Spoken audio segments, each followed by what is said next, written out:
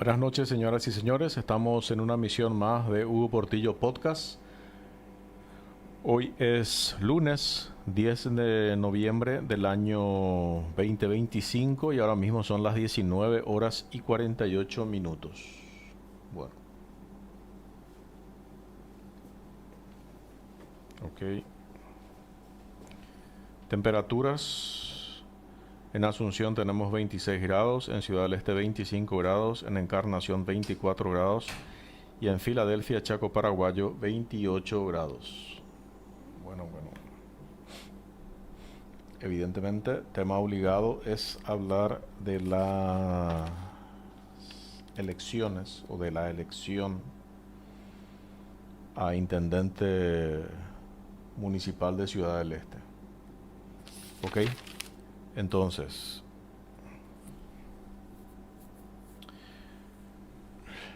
se confirmó lo que ya habíamos adelantado, lo que yo había adelantado y lo que la mayoría o una parte importante de los comunicadores, periodistas, habíamos anticipado de la victoria de la oposición en Ciudad del Este. ¿Ok?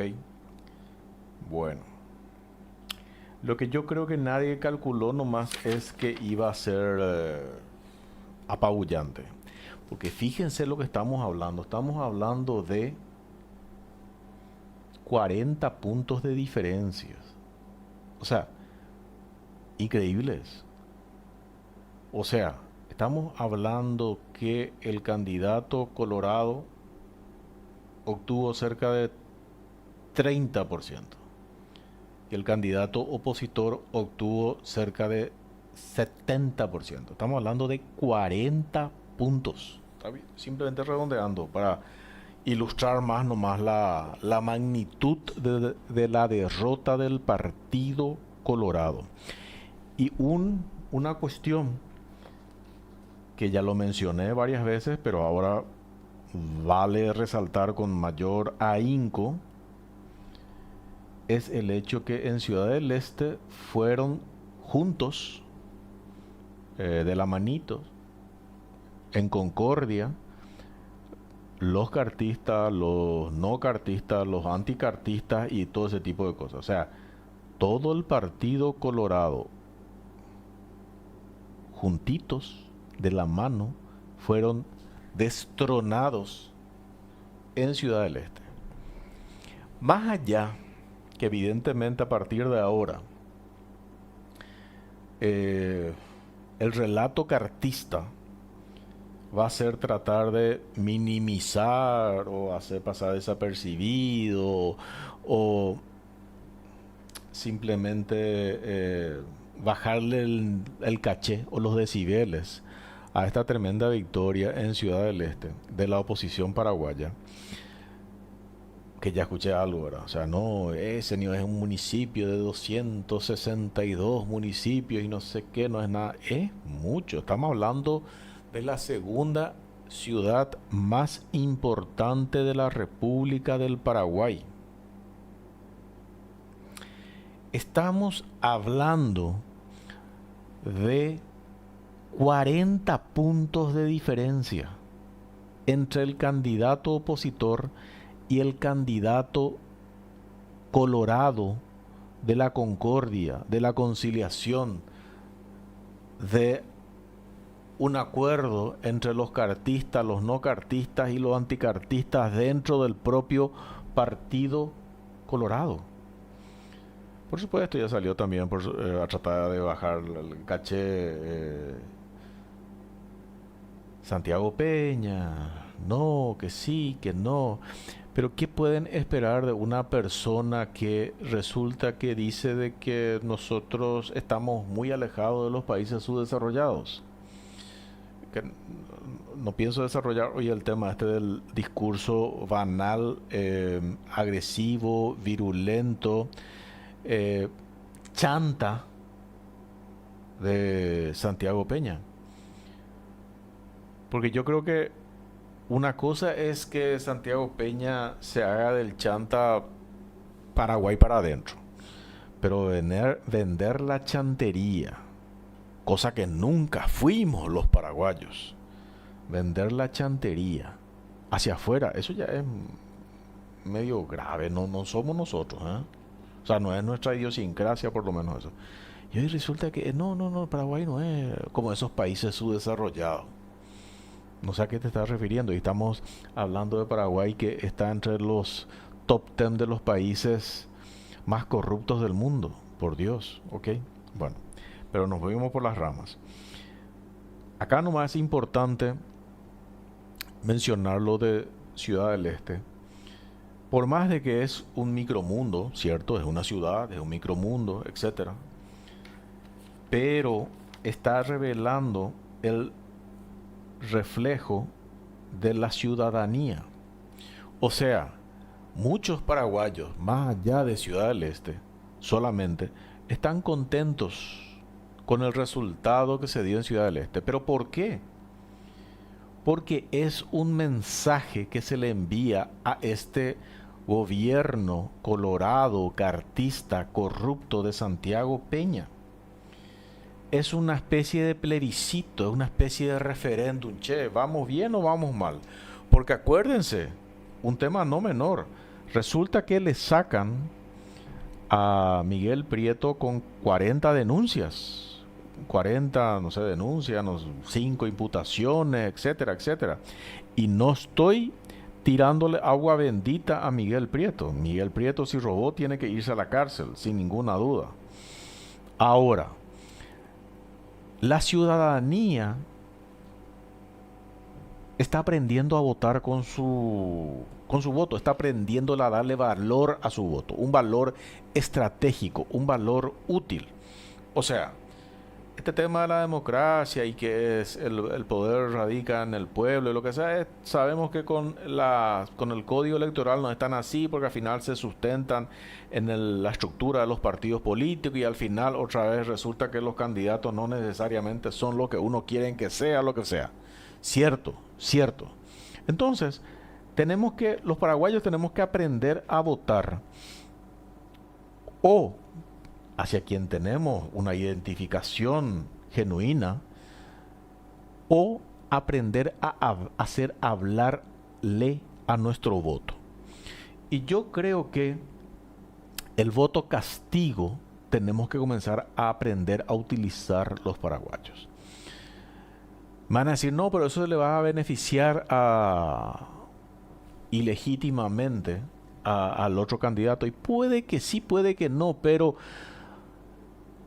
¿saben qué pasa? Resulta que ya que los políticos paraguayos no entienden el voto de los paraguayos o no le dan valor al voto de los paraguayos como tal, entonces los ciudadanos tenemos que aprender a hablar a través de nuestro voto castigo. Y los ciudadanos tenemos que darle un valor estratégico a nuestro voto castigo. Y que sepan los candidatos que se vayan a presentar o los grupos políticos que se vayan a presentar, que puede ser que nos jodan cuando nos mienten en su campaña electoral o nos dicen el discurso que queremos escuchar simplemente para que les demos el voto, lo que sea. Que sepan esa gente que juega con las buenas intenciones, con la esperanza del pueblo, con la intención de cambio que busca el pueblo, con la intención de mejorar que busca el pueblo, de bienestar que busca el pueblo, que sepan que si nos joden y se les va a dar un voto castigo. Se les va a dar un voto castigo. Aunque la próxima vez hasta le postulen, no sé, al Papa. No, tenemos que comenzar a hablar a través del voto castigo. Es la única herramienta que entienden los políticos. El voto. Le tienen un cagazo al pueblo. Entonces la manera en que tenemos que comenzar a hablar los ciudadanos es con el voto castigo. De hecho, en el 2023, la ciudadanía habló con el voto castigo votándole a Payo. Fíjense, todos los yaguaray que nos metió en senadores y en diputados. Ahora, sí cumplió un valor estratégico el voto a Payo. Yo creo que sí. Estoy hablando del valor estratégico para la ciudadanía. ¿Por qué? Porque nos demostró que el voto castigo sí suma. Payo, cierto, levantó 700.000 votos, pero eran 7.000 votos de hartazgo. Entonces, se dan cuenta que Payo nos demostró que la ciudadanía puede hablar a través del voto castigo. Esa es la parte más importante probablemente de la función que cumple Payo dentro del civismo de la República del Paraguay. Porque uno no puede estar, o sea, uno no necesariamente está de acuerdo con sus locuras o con sus cuestiones o con sus delirios o con sus candidatos Yaguaruay que nos metió por todos lados. Pero sirvió para algo el modelo de Payo. Sirvió para que la ciudadanía le dé un valor estratégico al voto castigo. Y Payo llevó 700.000 votos. No porque él es churro interesante, resulta que fueron cautivados con su propuesta y su proyecto político, que todo eso es bola. No, no, no, no. Payo llevó 700.000 votos porque él capitalizó el voto castigo de la ciudadanía. Por eso que es difícil que Payo pueda repetir el tema de su hazaña de los 700.000 votos. Yo estoy de acuerdo con eso. Pero eso es el análisis particular que se le puede hacer a Payo. Pero lo importante es que los ciudadanos tenemos que darnos cuenta que 700.000 personas dijeron vamos a castigarle al modelo político tradicional, vamos a castigarle al modelo político bipartidista. Y si mañana no son 700.000 y son 1.000.000 y son 1.500.000, entonces los ciudadanos tenemos que comenzar a hablar a través de nuestro voto castigo, que es aparentemente el único voto que entienden los políticos. Entonces, fíjense, porque acá, cierto, se le echa a Prieto por corrupción, pero no prende la figura de Roberto González Báez, quien por más de que haya sido la figura de consenso y no sé qué cosa de todos los colorados. ¿Por qué? Y porque nadie quiere volver a la era de los Zacarías Irún. No significa que se le haya dado un cheque en blanco a Miguel Prieto. No significa que se le haya dado un cheque en blanco a Daniel Mujica. Significa que la ciudadanía decidió castigarle al modelo político corrupto cartista principalmente. Encima que estamos hablando en el feudo de José Ortiz en Ciudad del Este. En el feudo del cartismo en Ciudad del Este. O sea, hay un valor estratégico muy importante en este tema, que no sé si estamos dimensionando.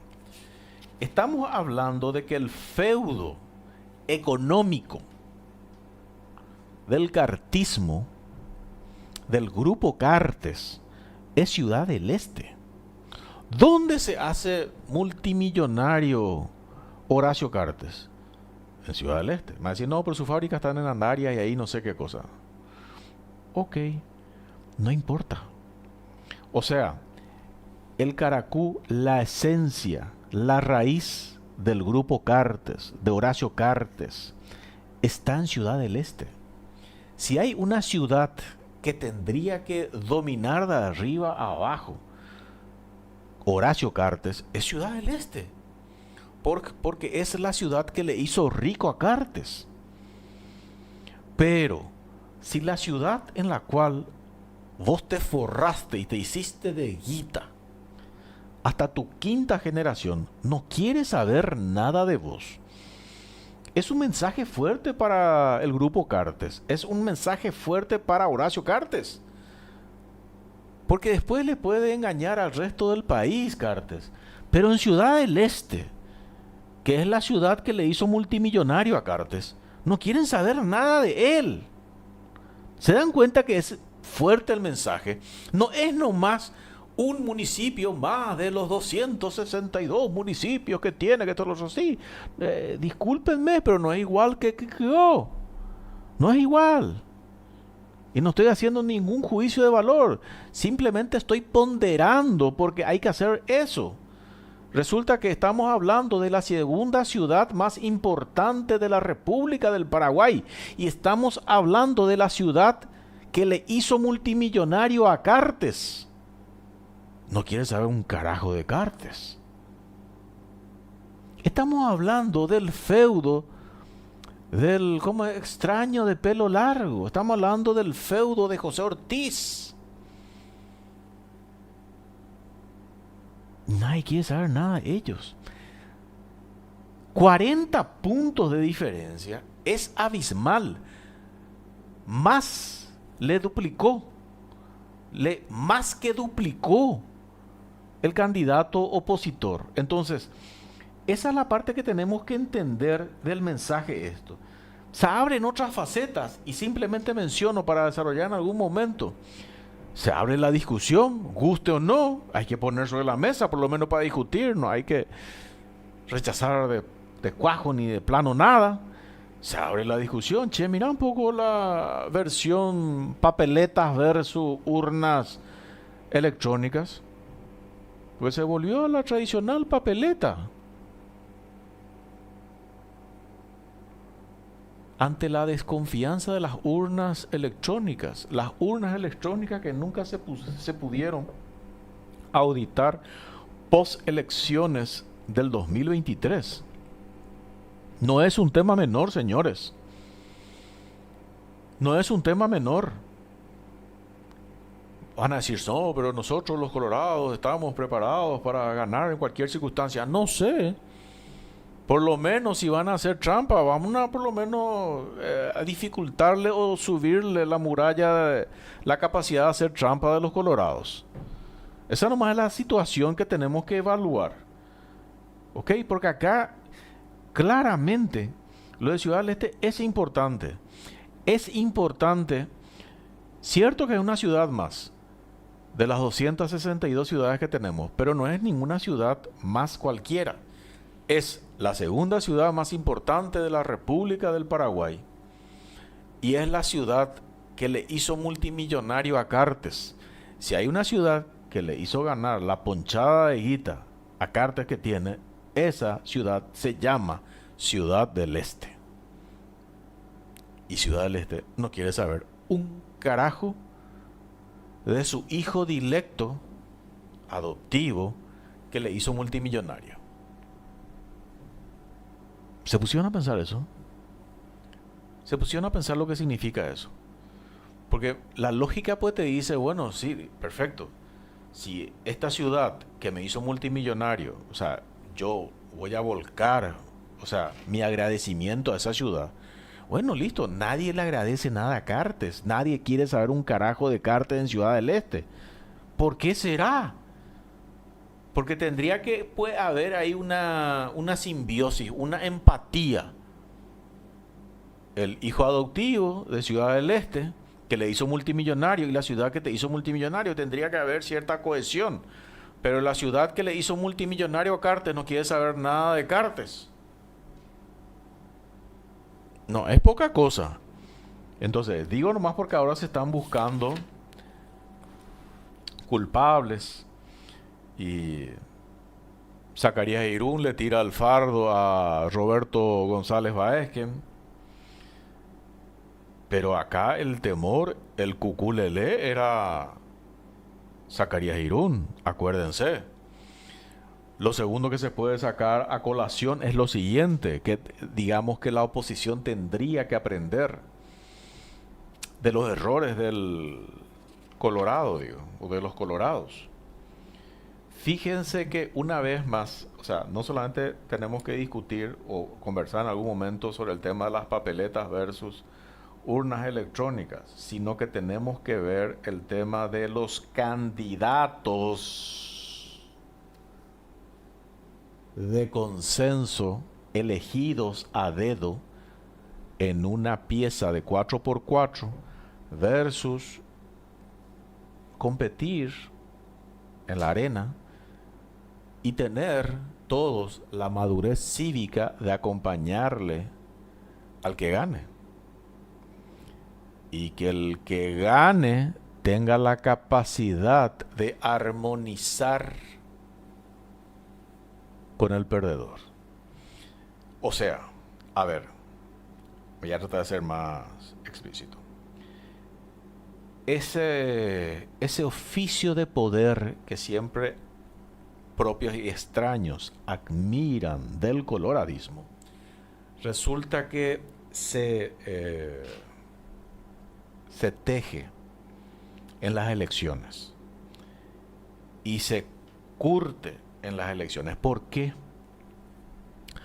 Porque ahí es donde se tiene que practicar la esencia de la política.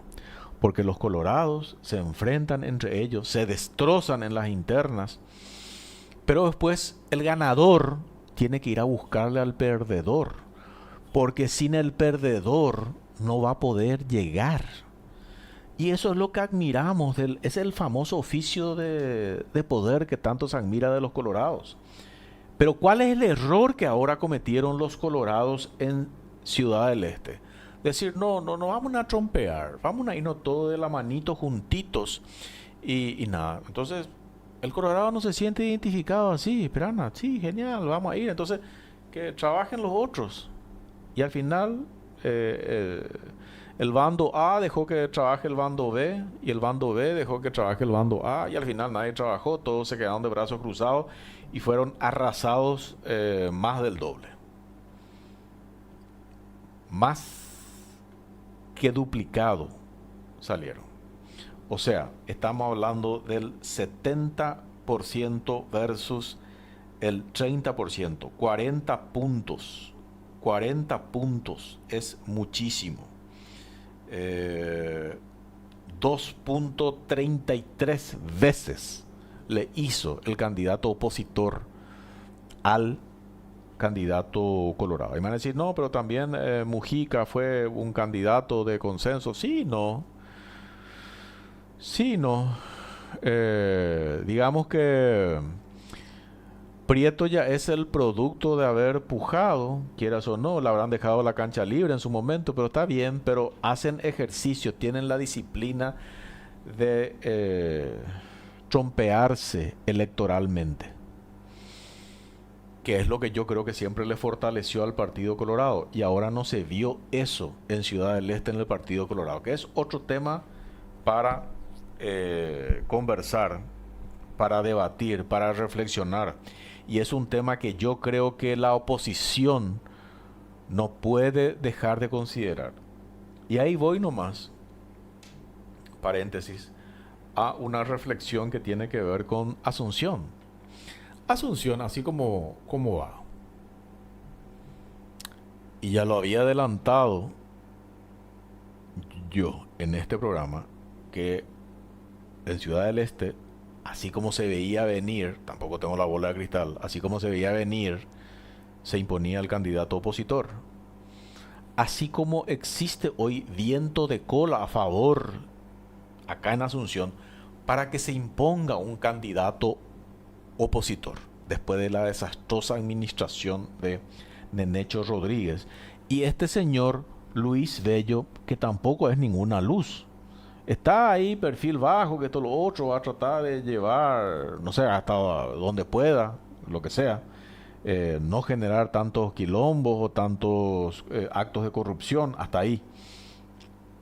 Pero tampoco es ninguna luz. No es que, mira, coste que supuestamente ya quiere ser candidato también. Pero no quiero ahora analizar la parte de los colorados, quiero analizar la parte de la oposición acá en Asunción. Yo creo que las dos personas que están quedando de una u otra manera, que yo realmente no sé cuál es la jugada de Katia, porque hay tres nombres que suenan para Asunción, para que se den cuenta que no soy misógino, porque las tres son mujeres.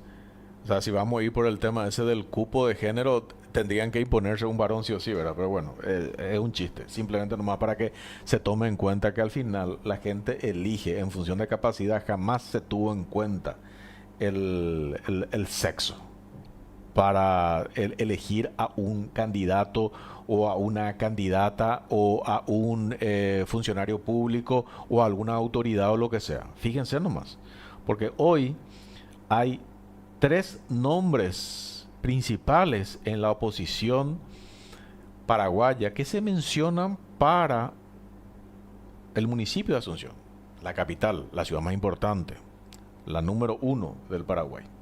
¿Ok? Las tres son mujeres. Estamos hablando de Joana Ortega, estamos hablando de Soledad y estamos hablando de Katia. ¿Ok? Entonces, vamos a lo siguiente. Yo creo que la oposición, si hace un ejercicio electoral en Asunción, que se requiere pues mucha entereza, mucha cordura cívica, se requiere para hacer una elección y después de la elección tener la capacidad de articular un grupo más fuerte. Pero ¿saben cómo eso se consigue? Se consiguen, no es que el que gana lo lleva todo y jódanse los que perdieron, porque así nunca se va a construir. Eso fue donde falló la Concertación del Cambio con Efraín Alegre a la cabeza ahora en el 2023. ¿Dónde es que falla el modelo de la Concertación del Cambio en el 2023, el modelo que se llevó adelante? En que sí, nos vamos a presentar 5 o 6 candidatos, que esto es lo otro, y no, el que gana la lleva todo, y el resto jódanse. Y aunque uno haya obtenido el 0,0000001%, vas a necesitar de esos votos. Y más que de esos votos, vas a necesitar de esos hombros, vas a necesitar de esas manos para llevar adelante un proyecto político. No sé si me explico. O sea, acá no es nomás, no el que gana, dentro de una interna estoy hablando, no el que gana lleva todo y el resto tiene que subirse nomás y ahí, marinero y popper. No, no va a funcionar, no funciona así. Que es la disciplina que tienen los colorados. Pero ¿cuál es el fundamento de esa disciplina? No es aeroporte, no es tipo capitán o tipo militar que se van y lo ordenan. No, acuérdense, el que gana en el Partido Colorado, la primera puerta que se va a golpear es la del perdedor porque le necesita. Cuando gana Santiago Peña las internas del Partido Colorado, lo que hizo inmediatamente fue ir a golpear la puerta de Arnoldo Vince para trabajar juntos. Y está bien, se portó Arnoldo Vince. Bueno, ese ejercicio es el que le falta a la oposición paraguaya. Ese ejercicio es el que nunca ejercitó ni nunca hizo Efraín Alegre. Porque Efraín Alegre, no, yo gané 51-49, jódanse los 49. Y ganar 51-49, está bien, ganaste. Pero yo no subestimaría 49 tenerlo en contra. O 49 no tenerlo apapachados. Ese no es el punto. Y esa clase magistral, dentro de lo que fue el error de la Concertación del Cambio, quien vio en su momento, fue, les gusta o no, en aquella primera reunión que hubo de la concertación de los candidatos, de lo presidencial o lo que sea, el que vio fue Fernando Lugo, en aquel momento antes de tener la cuestión esa que tuvo después.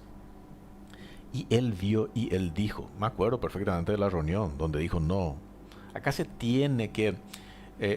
hay heridas que quedan siempre después de cada contienda. Entonces no es nomás yo gano y llevo todo y que se joda al que perdió, porque vos necesitas de ese que perdió para ganarle al contrincante. Las internas no son las generales. Las internas no es el partido final. Un partido de campeonato no es el mundial de fútbol. Ese nomás es el punto. Entonces, ¿a qué se quiere llegar? Entonces, acá va a ser importante que se lleguen a la contienda electoral, que se encuentren en un ring electoral, más tarde o más temprano, Johanna Ortega, Soledad Núñez, y no sé si Katia González quiere o no quiere, o qué es lo que es el tema. Pero tienen que medirse políticamente. Que se pongan de acuerdo en la metodología, lo que sea, pero tienen que medirse. Ese acuerdo entre cúpulas, ese acuerdo entre cuatro paredes no funciona. Entonces yo no estoy tan de acuerdo, fíjense, no estoy tan de acuerdo con lo que le hicieron a Agustín Saguier. Y no es precisamente porque Agustín Saguier me agrade o no me agrade. O sea, no estoy hablando de la persona en particular, estoy hablando del hecho. Estoy hablando de Agustín Saguier como candidato a intendente o ser aspirante a intendente de Asunción. ¿Por qué? Porque resulta que el Partido Liberal del cual forma parte Agustín Saguier le dice, no, muchachito, descabalgá. Y nosotros la cúpula la apoyamos a este otro candidato. Ok, la cúpula puede ser que apoye, pero los que tienen que trabajar son las hormiguitas obreras. Los que tienen que visitar casa por casa, los que van a tener que participar inclusive de las redes, discutir, lo que van a tener que estar mostrando adhesión, son los ciudadanos de la calle. Más allá no es solamente que con boots y controles van a poder controlar todo. Y cada vez tienen menos peso porque ya los perros enseguida se dan cuenta quién lo que es boot, quién lo que es troll y ya no quieren interactuar con eso. Ahora, la ciudadanía quiere sí leerle a gente de carne y hueso, identificada, visibilizada, con foto, todo completo. Y eso quiere saber. A ese sí le van a escuchar. Pueden estar de acuerdo, pueden no estar de acuerdo, pero quieren ver gente de carne y hueso. Ya no quieren escucharle a un desconocido, a un mitaí de 18 años detrás de una consola que maneja 10 cuentas al mismo tiempo. Ya no corre ese modelo. Yo creo que sí, como innovación estuvo bien, sirvió en su momento, pero ya no. Fíjense nomás también, y voy un paso más atrás, doy un clic la vuelta. Fíjense que todos los troles cartistas al servicio de Roberto González Baezken y todos los periodistas corruptos y mercenarios del grupo de medios de comunicación de Horacio Cartes, llámese Gen, no sé qué, no sé, todos sus medios de comunicación, La Nación, Heredia, todos sus periodistas operaron por Roberto González Baezken. ¿Lograron algo? No. No, no, porque son simplemente operadores, ya no, la gente ya ni le escucha. Y ahí nomás quería, haciendo otro paréntesis, tocar un tema, porque yo creo que es importante, ahora y para después lo que sea. Yo, por ejemplo, no estuve de acuerdo y no estoy de acuerdo con el tema este, que en su momento creo que inclusive me dedicaron páginas en algún libro financiado por alguna ONU, por alguna ONG de España, creo que era TEDIC o algo así. No, de la desinformación electoral o no sé, desinformación, no me acuerdo. Por el tema este de los hackers brasileños que en su momento yo mencioné. Y fue real y existió. Y después la misma denuncia lo hizo Javier Milei. Y era el mismo equipo este. Entonces, quiero separar nomás el polvo de la paja. ¿Por qué? Porque ahora quiero sí tocar un tema que para mí es crucial y para mí es grave. Hubo una encuesta que todos los periodistas corruptos y mercenarios del Grupo La Nación y toda la granja de troles del Grupo Cartes y asociados, resulta que estuvieron compartiendo, viralizando, poniendo. Yo no sé quién es este Sousa y Moura asociados, que no sé qué cosa. No sé, aparentemente una empresa brasilera, paraguaya, no sé quién era. en donde lo que hizo esta, no sé qué es, una encuestadora, una encuestrucha, lo que sea, pero esto ya raya, a ver, ya raya lo criminal. Esto sí es criminal electoralmente hablando. Esto sí es un golpe de Estado de derecho. Es un golpe de Estado a la democracia. Porque resulta que sacar una encuesta falsa, pero literalmente falsa, en donde resulta que le daba a Daniel Mujica solamente 33% unos días antes de las elecciones y publicitado por todos los periodistas corruptos y mercenarios del Grupo La Nación, Grupo Gen, Grupo de medios de prensa de Cartes, más toda su granja de troles. Trataron de instalar que Daniel Mujica tenía 33%. Duplicó, más que duplicó ese 33%, llegó a casi 70%. Entonces, esto ya no es un error nomás estadístico o un error de metodología o un error científico o lo que sea. Esto es criminal. Esto es criminal. Y yo creo que sí o sí, yo creo que algo tiene que hacer, no sé, el Tribunal Superior de Justicia Electoral o la Fiscalía Electoral o el Ministerio Público, no sé, algo tienen que hacer. O sea, porque esto es terrorismo. Esto es terrorismo. Esto que se hizo es terrorismo. Levantar una encuesta de no sé qué empresa, no sé si existe o no existe este Moura y asociado, no sé qué lo que es, Sousa y Moura asociados. Yo no sé si existe o no, pero no importa. Se presenta como una encuesta seria. Y lo más grave, todos los operadores del grupo Cartes lo levantaron, lo expusieron. Entonces eso ya no es una cuestión al azar nomás. Van a decir, no, pero está dentro de su libertad de expresión levantar lo que sea. Sí, claro que está. Sí, claro que está. Categóricamente que sí. Pero si a mí me dedicaron no sé cuántas páginas, en no sé cuántos informes, por informar una cosa real que no le gustó en aquel momento a la concertación, pero era real, porque sí tenía mi fuente, y era real, y el tiempo me dio la razón que sí era real.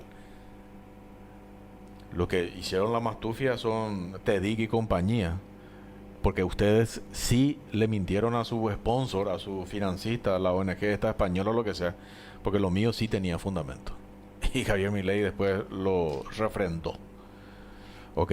Con el mismo equipo. Yo creo que ese tipo de cosas ya no se pueden defender, no se puede tapar sol con un dedo. Ahora, este tipo de situaciones, de estas encuestas, que no es que falló por 2 3 puntos, por 5 puntos, falló en su estrategia, en su enfoque científico. Esto directamente es un fraude, es un engaño y es un terrorismo de Estado. Esto es terrorismo de Estado. Y todos los que participaron de una u otra manera en esto, y tendrían que ser investigados y procesados. ¿Acaso Pío no es lo mismo que hizo Cartes a través de su abogado Pedro Velar cuando dicen que los medios de prensa trataron de instalar informaciones falsas? No hubo ninguna información falsa. Los informes de la CEPRELAT existen. Ahora, si son truchos, no son truchos, se inventaron o no se inventaron, no, ese ya es responsabilidad de esas autoridades que hicieron lo correcto o no hicieron lo correcto. Ahora, el informe sí existe. El informe de la CEPRELAT en contra de Cartes sí existe. Pero de todos modos, a lo que voy nomás es, Cartes armó todo un caso con este tema de los medios y compañía. Porque supuestamente, no sé qué sé yo, la afecta él, la afectó a él y por eso nomás que fue designado significativamente corrupto. Mentira. Pero a lo que voy nomás es, ese mismo punto que Cartes desarrolla desde el punto de vista de la desinformación o del engaño periodístico o del terrorismo de la información, es lo que ahora los mismos cartistas hicieron. Entonces, señor Horacio Cartes, tus periodistas, corruptos y mercenarios de tus medios de prensa, ahí le tenés a Jorge Torres y no sé qué, este otro Livieres. Yo lo que pensaba un poquito más sensato tan este Livieres. O sea, si él luego tipo el pariente de ese pedófilo de Monseñor de, no sé, que era de Itapúa o Encarnación, lo que sea, con razón que, ok, habla todo despacito, así, muy intelectual, pero es un corrupto y mercenario. Este Livieres del grupo La Nación o lo que sea, del grupo Cartes. Jorge Torres, que se pasaba garganteando y no sé qué, hablando todas estas encuestruchas. Porque no estamos hablando que hubo una diferencia de 5 puntos o falló por 10 puntos. No, estamos hablando de 40 puntos. 33 puntos le daban a Daniel Mujica. Más que duplicó eso que estaban diciendo y estaban fogoneando ellos, evidentemente con una intención de engañar al electorado paraguayo. Y eso no puede quedar así nomás. O sea, tanto quilombo se armó por el tema de las ONGs y el famoso artículo 126 de la Constitución Nacional del Paraguay, que habla de que no podemos recibir directrices de organismos extranjeros o de entidades extranjeras, que no puede haber una intromisión en la voluntad del pueblo. Y estoy de acuerdo con eso. Yo defiendo el tema del artículo 126. Ahora, esto que hicieron estos cartistas, esto que hicieron el grupo de medios de Cartes, Jorge Torres, Livieres y no sé cuántos más hay, no me acuerdo, todos son pusatroncos, dicho sea de paso, pero eso se llama terrorismo. Terrorismo. O sea, decir que tiene 33 puntos un candidato que termina con 70 puntos es directamente terrorismo de Estado, es terrorismo de la información. Y estamos hablando que ese factor común denominador tienen todos los periodistas del grupo La Nación, del grupo de Horacio Cartes, del grupo Geno, no sé cómo llamarlo, ¿verdad? Entonces, evidentemente ya es una bajada de línea y eso maneja José Ortiz. Entonces José Ortiz, o sea, el mismo tema, no se gana las elecciones mintiéndole nomás a través de los medios de prensa o a través de los medios digitales. Ya no es así, ya no es tan así. ¿Ok? Y entonces acá estamos viendo la esencia tramposa del cartismo con en su total esplendor, que no les sirvió esta vez. Y están buscando culpables. Yo creo que todos son los culpables. Yo creo que el candidato es culpable. Roberto González Baez, que faltaba solamente chequearlo un chiquitito, revisar su pedigrí, ver sus antecedentes, y uno ya sabía perfectamente de que era un bicho corrupto. Así nomás sencillo. Más todo el tema de los Zacarías Irún y el clan que estaban detrás. Yo creo que justo Zacarías Irún tiene que ser echado a patadas. Ojalá hubiera sido echado a patadas por corrupto, por robar tanto en Itaipú. Aparentemente lo van a echar, pero por el resultado electoral, por el resultado político. Me hubiera gustado que justo Zacarías Irún salga a patadas de Itaipú, pero para ser llevado preso por robar y saquear Itaipú.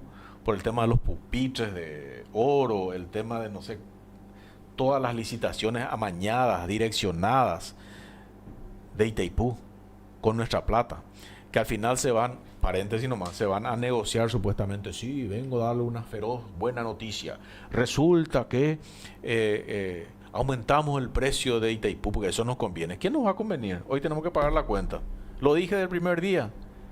No sé, este es el único gobierno que vende malas noticias como si fueran buenas noticias y al final ellos mismos se aplauden como monitos. Es lo mismo que el tema de las recaudaciones. O sea, yo en el tema de las recaudaciones trato inclusive de ser lo más imparcial y objetivo posible.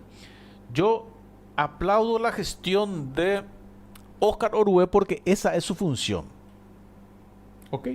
Ahora, como un logro estatal como un logro de este gobierno.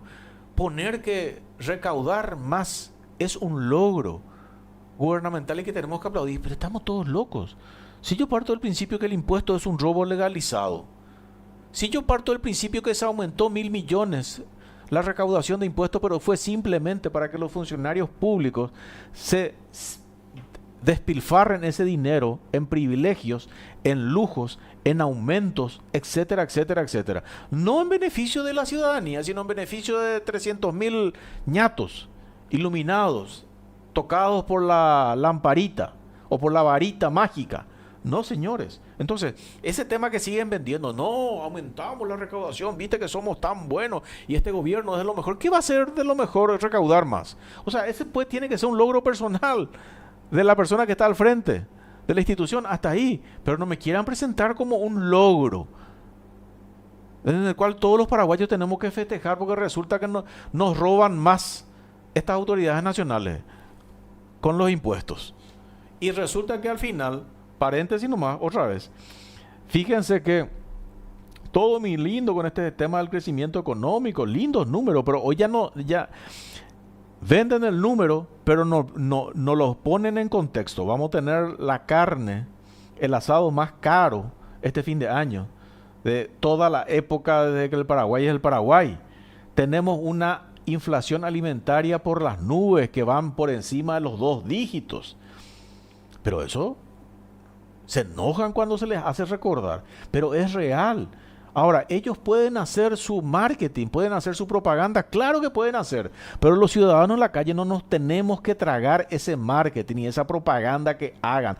Por más que el grupo bueno compre La Tribuna y compre todos los medios y compre 30 radios, 50 periódicos o no sé qué cuántos más, con nuestro dinero, otra vez, porque es el dinero de nuestra recaudación, o sea, el dinero de los contribuyentes, que es el dinero que manejan las instituciones públicas, y otra vez con el dinero de los aportantes de IPS, que se quedan ahí con la rentabilidad espuria, se quedan con el peaje, que es la tajada de león. Eso es si es que llegan a devolver toda la plata que tienen que devolver, pero eso es al margen. Simplemente nomás este tema. Entonces, y si ahora resulta que está de moda tener deuda y no pagar, por mí no le paguen, porque, a ver, le deben a las farmacias y a las constructoras. Dice, para mí todo ese tema de las licitaciones de la farmacéutica y la constructora, luego están todas amañadas, todas están sobrefacturadas, por mí ni le paguen. Ahora, si voy a analizar económicamente, si voy a analizar desde el punto de vista técnico, sí, estoy no pagando la deuda, simplemente para no decir que mi déficit fiscal es mayor del que estoy diciendo que es, o simplemente estoy cambiando, estoy tomando más deuda, pero sin tomar deuda, entonces estoy generando deuda sobre algo que tenía que pagar, o sea, la deuda impaga que tenía que pagar no pago, entonces tengo la deuda que contraigo más la deuda impaga, o sea, sí está subiendo mi deuda, punto, terminó. Esa jugada de pizarrón, esa jugada de maquillaje tan banales, tan de Carlos Gustavo Fernández Baldovino, de Santiago Peña, para eso nomás lo que son buenos, para el maquillaje, para el marketing, para joderle a la ciudadanía. Pero hoy nos están demostrando, este tema que ocurrió en Ciudad del Este, nos está demostrando que la ciudadanía está dándole valor a su voto. Entonces, claro que hay que hablar de lo que pasó en Ciudad del Este. No seguirle el cuento a los cartistas. Por supuesto que van a minimizar. No, una ciudad más. No, aquí va a ser una ciudad más. La segunda ciudad más importante. Ahora, sigue Asunción. Y en Asunción los opositores no pueden cometer el mismo error que los colorados en Ciudad del Este. Se tienen que ir a las urnas internas o ver la metodología en la cual se elige el candidato de todos los que quieren participar. Y después tiene que haber un compromiso cívico. Pero ese compromiso cívico, señores, va a tener que pasar justamente por el hecho de que el ganador va a tener que ir a golpear la puerta del perdedor. No hacerle nada. Ojo. Y eso requiere altura moral, ética y cívica, tanto del ganador como del perdedor. O más incluso del ganador. Que fue la falla de Efraín Alegre. O sea, o todavía no entendieron qué es lo que pasó en la concertación del cambio. Y en esa fue la tercera, las dos elecciones anteriores de Efraín, con ese modelo autoritario, dictatorial y déspota, no se llega a ningún lado. Entonces, ese modelo es el que se tiene que cambiar y ese modelo no es el que le gusta a la ciudadanía. Ok, vale. nosotros nos vemos el miércoles. O sea, a las 18 horas aproximadamente. Gracias por todo, hasta luego.